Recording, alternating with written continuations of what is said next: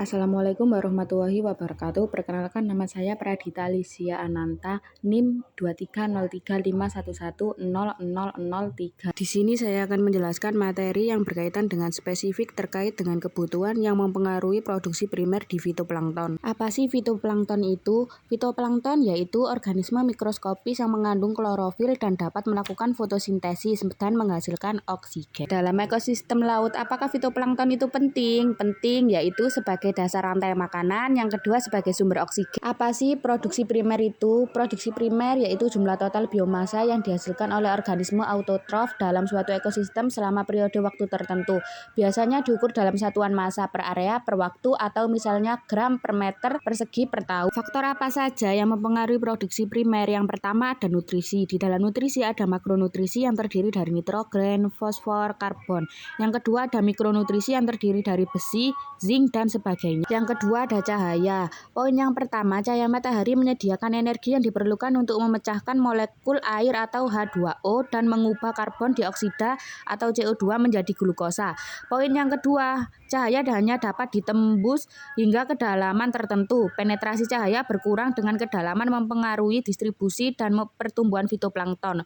Poin yang ketiga, dalam situasi tertentu seperti musim dingin, ketersediaan cahaya dapat berkurang yang berdampak pada pertumbuhan fitoplankton dan organisme fotosintetik lain. Poin yang ketiga yaitu suhu. Pengaruh suhu terhadap metabolisme fitoplankton yaitu suhu yang terlalu tinggi atau terlalu rendah dapat menyebabkan stres pada fitoplankton, mengganggu metabolisme normal dan mengurangi pertumbuhan. Dalam kondisi stres, fitoplankton mungkin mengalami kematian atau penurunan reproduksi. Kisaran suhu yang pada fitoplankton yaitu pada fitoplankton laut kisaran suhunya 10 derajat Celcius hingga 25 derajat Celcius. Untuk fitoplankton yang berada di air tawar kisaran suhunya sekitar 15 derajat Celcius hingga 30 derajat Celcius. Contoh dampak kombinasi faktor terhadap produksi primer. Yang pertama ada suhu dan nutrisi. Suhu yang optimal dapat meningkatkan metabolisme fitoplankton, tetapi jika nutrisi tidak mencukupi, pertumbuhan tetap akan terlambat. Yang kedua ada salinitas dan cahaya. Perubahan salinitas yang signifikan dapat mempengaruhi osmoregulasi fitoplankton. Di perairan dengan salinitas tinggi, beberapa spesies mungkin tidak dapat bertahan meskipun cahaya melimpah,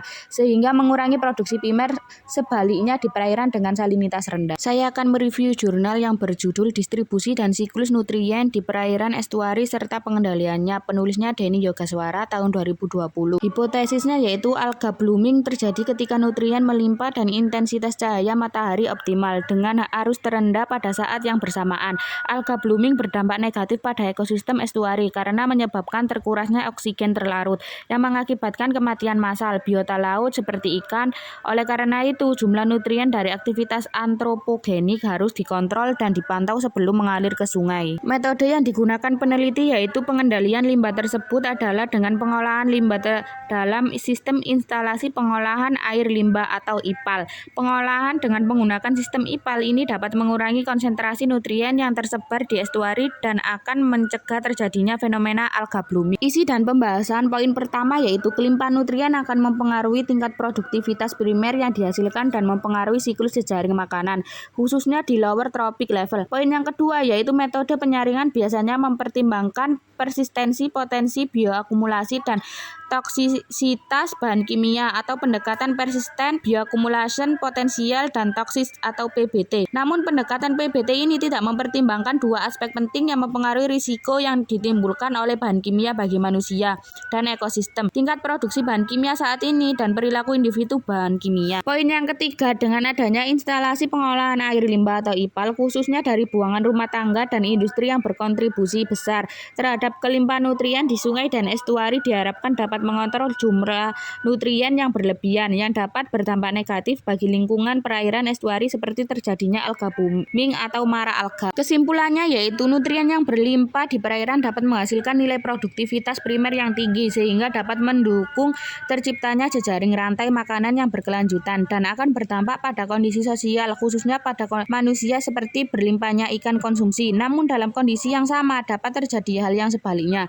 Dampak negatif dari tingginya nilai kelimpahan nutrien dapat dapat menyebabkan terjadinya alga blooming. Oleh karena itu, jumlah nutrien yang masuk ke dalam muara sungai perlu dikendalikan dengan cara mengolah buangan hasil aktivitas antropogenik dan industri dengan membangun instalasi pengolahan air limbah atau IPAL.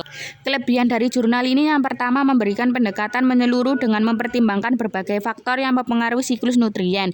Yang kedua, penekanan pada perlunya pengendalian nutrien melalui sistem IPAL memberikan solusi praktis untuk masalah yang dihadapi. Kekurangan pada jurnal ini yang pertama dapat lebih kuat jika didukung dengan data empiris yang lebih banyak, termasuk studi kasus dari lokasi tertentu. Yang kedua, walaupun terdapat penjelasan tentang dampak ekonomi, analisis dampak sosial terhadap masyarakat lokal bisa lebih diperluas. Review jurnal yang kedua berjudul Kinerja Produksi dan Kinerja Usaha pada Budidaya Ikan Nila atau Eurychromis niloticus di Desa Pulau Tera, Kabupaten Kampar, Riau. Tujuan dari penelitian ini untuk memahami faktor-faktor yang mempengaruhi hasil produksi dan kelayakan usaha budidaya ikan nila yang merupakan komoditas perikanan penting di Indonesia. Metode yang digunakan peneliti yang pertama observasi langsung, wawancara, dan partisipasi dalam kegiatan budidaya.